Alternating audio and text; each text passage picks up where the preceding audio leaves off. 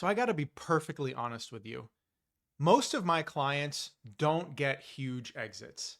But the thing is, any coach or guru that tells you otherwise, they're freaking lying to you. All right. And I'm going to tell you why. I'm Eric Weiss, CEO of the Chaos to Clarity Accelerator.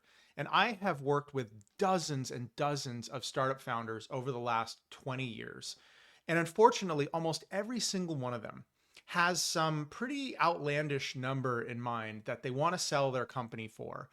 And it's not their fault because the VCs have been brainwashing founders since the beginning to try to go after $1 billion exit, to be a unicorn or bust. And the thing is that this not only sets up the founders for failure, but it also changes the DNA of the company. Because the kind of company that's even built and structured to grow to 1 billion is very different from one that is optimizing for impact. Okay. And unfortunately, this results in a ton of burnout, right? Burning out the founders, burning out the employees, burning through a ton of capital, which means you've got to raise even more capital, which dilutes the founders and everybody on the cap table even further. And this is what VCs want, right? They want huge exits at your expense. Okay. And so this has been something I've been kind of fighting against for most of my career. I'm trying to kind of cleanse the brainwashing, not only by the VC community, but from the tech industry itself. And with guys like Gary Vee and even Dan Martell, who are teaching founders how to get big and how to grow super fast, they will often burn out and they will come to me sort of bedraggled and really stressed out. And I try to coach them to a better place. So we go through an exercise that I call the optimal exit, right? So we start with the ideal exit, which is what is that number in their brain that they think they're worth or that they believe that they're chasing after. And I try to bring it down to earth, okay? Because the thing is yes, we can go after some big numbers, but we've got to sacrifice things in order to achieve it. And we have to get real with, are these sacrifices, are we willing to make these sacrifices to our health, to our relationships, to our family, to our employees and our team? What are we willing to give up to chase that number, which we are unfortunately unlikely to really achieve? So we kind of start with that pie in the sky. And then we say, okay, do you want to have time to exercise? Do you have a family? Do you want to spend time with your kids? Do you want to have any other kind of interests or passions outside of this business? How much are you willing to give up in terms of impact to your customers, in terms of camaraderie with your team, in order to grow big and chase that big exit?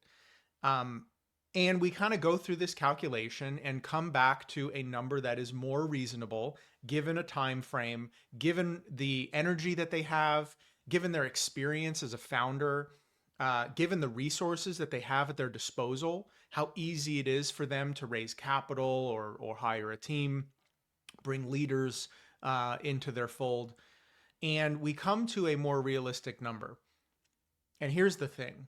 If you're a first-time founder, that number is probably closer to 1 million than a billion. I mean, certainly, right?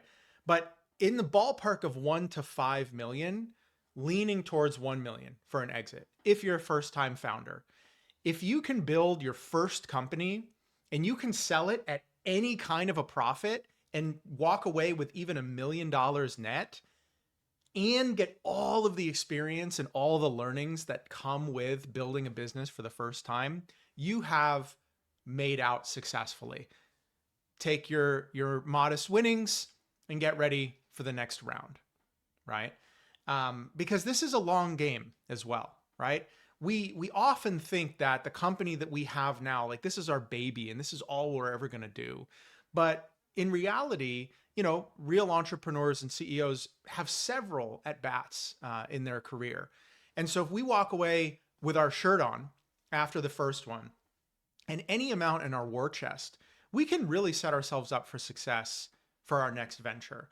We might be able to pay down some debt, right? Pay off some student loans, maybe even pay off our house if we're lucky. And that sets us up with the financial freedom and flexibility to really go all in on the next round.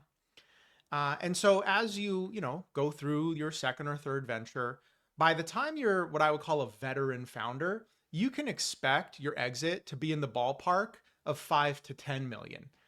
Again, and this is assuming everything is going well, because even veteran founders have failures and walk away with nothing.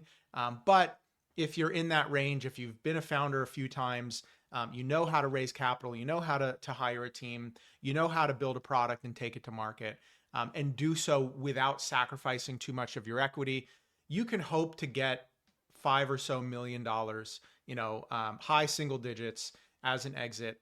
And that really is some life-changing money, because now not only can you pay off all your debt, now you have just extreme financial flexibility and freedom for many, many years.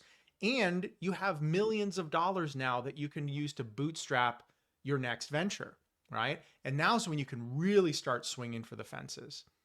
So a lot of founders, they treat entrepreneurship like it's a home run derby, right? Where you got to swing for the fences with every single at bat. And if you don't make a home run, you got nothing. You got a failure. But that's not really the case, right? Every time you're at bat, if you just get on base, if you get a single or a double or even a triple, that's a win, right? We've made some progress. We've learned some things, right? We've gotten on the field, and we're going to start racking up those runs, right? Every single at bat, every time we chase an opportunity, we're likely to start getting points on the board, okay? And again, the more points we get on the board, that's real money that we can take home and that we can then again use to set ourselves up for more successes in the future. So again, it's great to dream big, right? It's great to have a big exit in mind, but don't let that cloud your judgment when real opportunities are on the table to take some chips off the board and get to some success, and maybe even be able to start from scratch and try again. And also, don't sacrifice your integrity or sacrifice your mission to make an impact in your customers' lives just to make some VCs rich.